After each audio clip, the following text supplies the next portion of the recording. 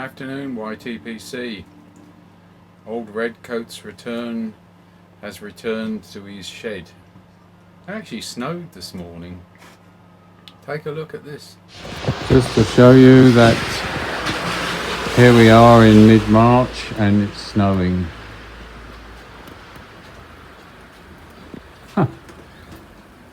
Merry Christmas, everyone. Quite big flakes as well.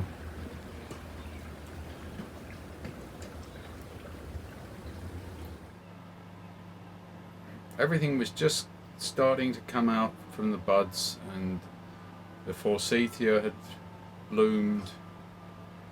That happens quite often in March, mid to late March, that winter gives one last cat's paw blow to say, I may be gone, but I'll be back, you know. Well, this is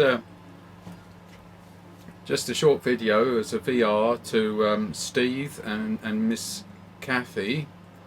You all know their channel. If you haven't, there's a link below, and do have a look, because you know, Steve has been telling lovely stories from his life and history, and shows lovely pipes.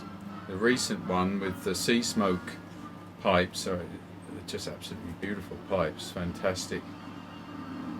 I'll leave a link to Sea Smokes as well, because he's such a brilliant carver. Well, the question was someone who's inspired you or influenced your life.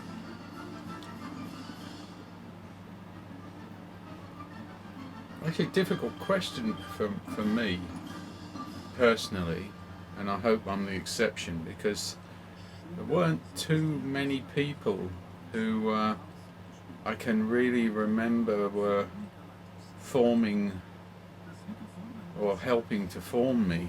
You know, I was in a big family and I was one of many kids, and I think my mother struggled really to manage that.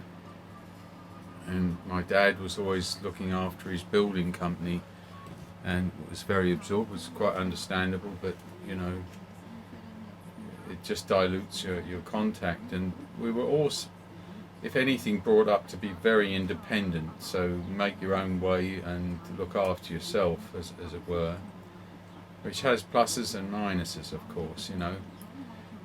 But of course I've told the story about Mr. Robinson, the chap I befriended who looked after our garden and a lot of others in the area.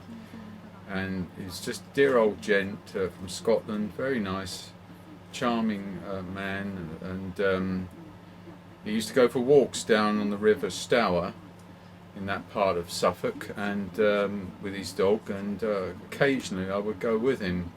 And he had this pipe with this beautiful honey tobacco, of course, that still with me vividly today, and used to tell little stories. He'd sit on a log and point out things about those swans nesting over there, or this or that, or tell us a story when he was a boy in Scotland, you know.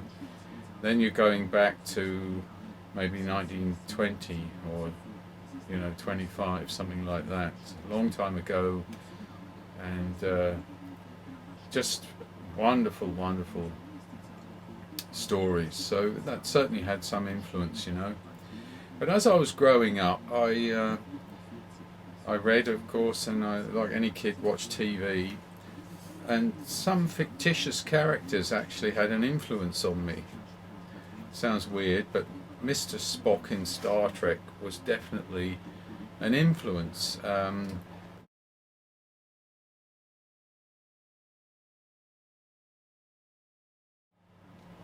always admired his discipline, controlled logic and thought, and of course he was the science officer, and basically it drove me in the direction of science, and for my studies and everything, and also to improve my abilities as a student. Up to about the age of 10 I was nothing particular, and then I really decided to concentrate and work on it, and actually found I had some aptitude for learning and studying, and rapidly improved, much to the shock of my siblings. And I don't think my father actually really believed I ever had any abilities, but sort of grudgingly accepted it, you know, along the way. So that certainly had an influence, and of course, who else but James Kirk? James Kirk is your man's man, you know, cool under pressure and confident and charming, and the ladies love him and the guys love him, so you know you have to admire Jim Kirk, especially the way Shatner did it, I still think. And that was in my 500 gore, wasn't it? Who's the best one? But of course it was him, you know, and you'll never see it quite as well done as that. So I'm forgetting my manners, forgive me. I'm still smoking my little green St. Paddy's Day Grabo, Dr. Grabo pipe here, and today I've got some rum and maple from Sutcliffe, the last actually. Very good, easy smoke tobacco, you know, sort of medium, light to medium topping, not that powerful, but plenty of enough flavour to enjoy it, and it's a lovely smoke. You know, I've become a big fan of Sutcliffe bulk blends, you know, quite understandable, isn't it? Somebody said I should show my watches off in each video, well, just for this one at least. This is a Xeno watch, Swiss watch. I don't have that many Swiss watches because I think they're a bit overpriced, but this is a Swiss watch, and it's a beautiful one with lots of lume on it. You see it when you're sleeping at night. What time is it? Should I get up or not? And it's automatic, of course. Quite a heavy watch. And Xeno is a Basel watchmaker, and that's very unusual because most of them are down in the French part of Switzerland. There's a few like IWC up in Schaffhausen and other places through Switzerland. I mean, there's still a lot of watchmakers here, even after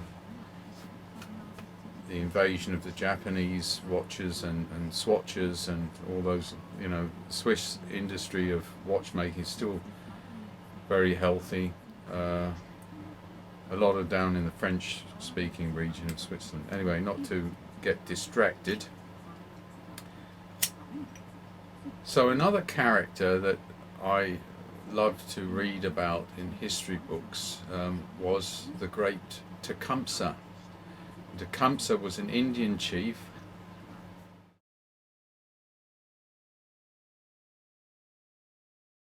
in the late 1700s and very early 1800s, and he there are many legends about his bravery and how clever and intelligent he was, and how he unified a lot of tribes together. He ended up fighting on the British and Canadian side because at that point, you know, in the early 1800s, there were some, let's say, disagreements on ownership of the border, and a kind of small war between Canada and the US. Quite an event at that time, and Tecumseh was a great ally to the Redcoats, I should know, shouldn't I? And a fantastic and very articulate and intelligent man who learned English and French, of course, to parley with the various powers around, as well as interacting with many of the other Indian tribes of that region.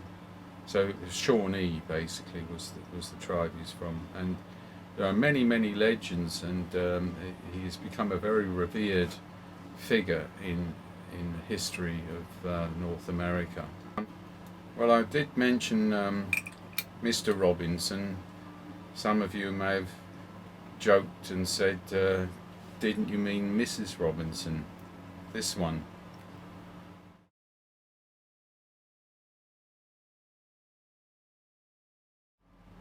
Well, I know what you're thinking, but a gentleman never reveals such secrets about his past.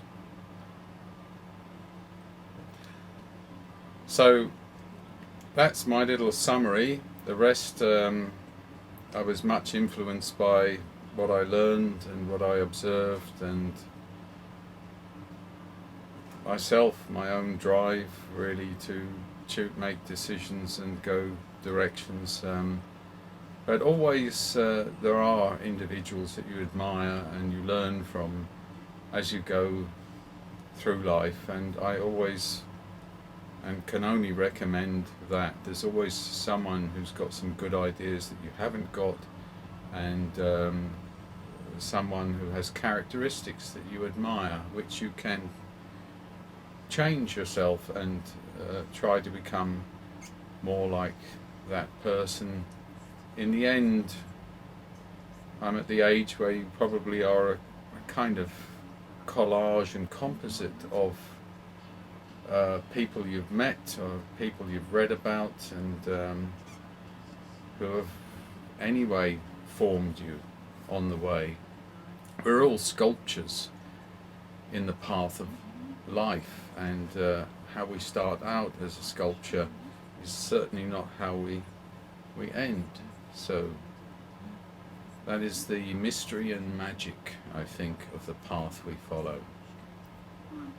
Well, my dear Steve and Ms Cathy, great idea to do this gore, and it was a pleasure for me to make my modest contribution. Hope you're both well and enjoying a good smoke, and enjoying YouTube and life generally. So with that, I say cheerio everyone, you all take care, enjoy your smokes, bye bye.